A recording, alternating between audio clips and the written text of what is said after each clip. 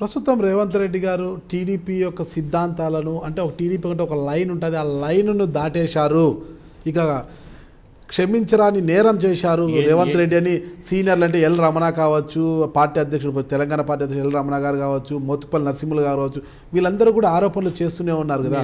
నేను అంటానండి, ఏమి నేరం చేశాడండి రేవంత్ రెడ్డి గారు? ఈ తెలుగుదేశం పార్టీ మొత్తం ఆసనంత ఎత్తుకొని పోయి రాహుల్ గాంధీకి ఇచ్చినాడు, లేకపోతే కాంగ్రెస్కి ఇచ్చినాడు. అలా అనుకుంటే వేదికలు ఎట్ట పంచుకున్నాం? నిజంగానే తెలుగుదేశం పార్టీ ఆత్మగౌరవం దెబ్బతింటుంది అనుకుంటే, నిజంగానే తెలుగుదేశం పార్టీ బలం తగ్గుతుంది అనుకుంటే, ఉద్యమాల్లో టీఆర్ఎస్ ప్రభుత్వానికి వ్యతిరేకంగా ఒక వేదిక మీద ఎట్ట పంచుకున్నాం అంటున్నాను మేము. అలా అనుకుంటే మన పార్టీ కూడా గతంలో ఈనాడు తెలుగుదేశం పార్టీ పుట్టకముందు ఈ దేశంలో ఏకఛత్రాధిపత్యంతో కాంగ్రెస్ పరిపాలించేది. ఆ రోజున్న పార్టీలు గవే ఉన్నాయి, కమ్యూనిస్టు పార్టీలు. అయితే వాటి వల్ల కాలే అన్ని పార్టీలను ఒక దాటికి తీసుకొచ్చి ఒక కూటమిగా తయారు చేసి కాంగ్రెస్ పార్టీని ఎదుర్కొన్న చరిత్ర.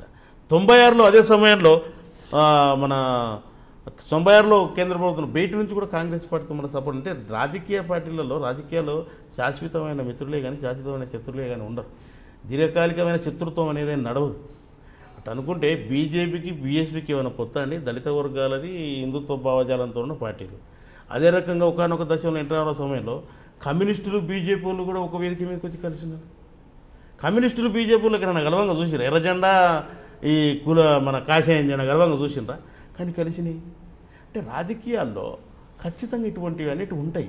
అక్కడ ఉన్న ఒక విషయాలను పెట్టుకొని అక్కడ ఉన్న పరిస్థితులను అవగాహన చేసుకొని కలుసుకోవడాలే కానీ దూరం అవడాలే కానీ ఇవన్నీ ఉంటాయి రాజకీయాల్లో. అంతేగాని అందుకొరకు కదా చెప్పారు ఎవరో పెద్దలు, శాశ్వతమైన మిత్రులే కానీ శాశ్వతమైన శత్రువులే కానీ రాజకీయాల్లో ఉండవు అని. కనుక మనకు దీర్ఘకాలికమైన శత్రువు కాదు కదా కాంగ్రెస్ పార్టీ. అట్లా అనుకుంటే మనం ఎట్ట కలిసి ఫైటింగ్ చేస్తామని, అవునా కదా? ఇప్పుడు ప్రజల కోసం ఒక తాటిపైన నడుస్తున్నాము. దానికి మన పార్టీని వదులుకొని ఇంకో పార్టీలో జాయిన్ అవుతున్న పరిస్థితులు అయితే ఏం కావు కదా.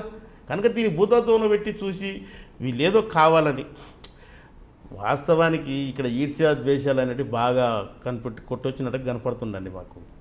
ఎందుకొరకంటే రేవంత్ రెడ్డి గారు బాగా ఫాస్ట్గా పనిచేస్తున్నాడు. రేవంత్ రెడ్డి గారు ఫాస్ట్గా ప్రజల్లో కూడా తిరిగి పనిచేస్తున్నందువల్లనే యూత్వే కానీ ప్రజలే కానీ బాగా బ్రహ్మాండంగా బ్రహ్మరథం పడుతుంది తెలుగుదేశానికి.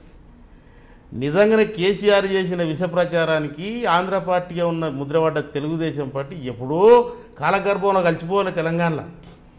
కానీ అలా కలవనీయకుండా దాన్ని భుజాన్ని వేసుకొని ప్రజల మధ్యకి వెళ్ళిపోయి ధైర్యంగా నిలబడి అసలు చెప్పుకోలేనటువంటి పరిస్థితి. తెలుగుదేశం అంటే ఉద్యమ సమయంలో ఎంటబడి కొట్టారండి. ఉస్మానియా యూనివర్సిటీలో చూడలేదా మనము?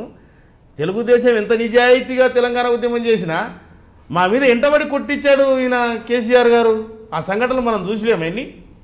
అంటే అటువంటి ముద్రను పోగొట్టుకొని మేము తెలంగాణకు అనుకూలంగా లెటర్ ఇచ్చిన ఇదే కేసీఆర్ మీటింగ్లో అటెండ్ అయ్యి టీడీపీ అనుకూలంగా లెటర్ ఇచ్చిందని చెప్పినా బయటకు వచ్చి, వాళ్ళు లెటర్ తీసుకున్న కాంగ్రెస్ వాడు వచ్చేమో టీడీపీ అనుకూలంగా చెప్పింది, అన్ని పార్టీలు అనుకూలంగా చెప్పినాయని మీడియాలో చెప్తాడు. కానీ కేసీఆర్ ఆలకన్నా ముందు వచ్చి అని చెప్తాడు టీడీపీ వ్యతిరేకించిందని చెప్తాడు బయటకు వచ్చి. చాలా మోసకారి కేసీఆర్. నిజాలను నిర్భయంగా అబద్ధాలుగా సృష్టించి చూపెట్టే గొప్ప వ్యక్తి కేసీఆర్. కనుక అటువంటి కేసీఆర్ను ఎదుర్కోవాలంటే ఈరోజు ఒక తెలుగుదేశం పార్టీ ఒక్క దాని నుంచి కాదు ఇక్కడ. కనుకనే అన్ని ప్రతిపక్ష పార్టీలన్నీ కూడా ఒక వేదిక మీదకి వచ్చి కొట్టాలనేది మా లక్ష్యం.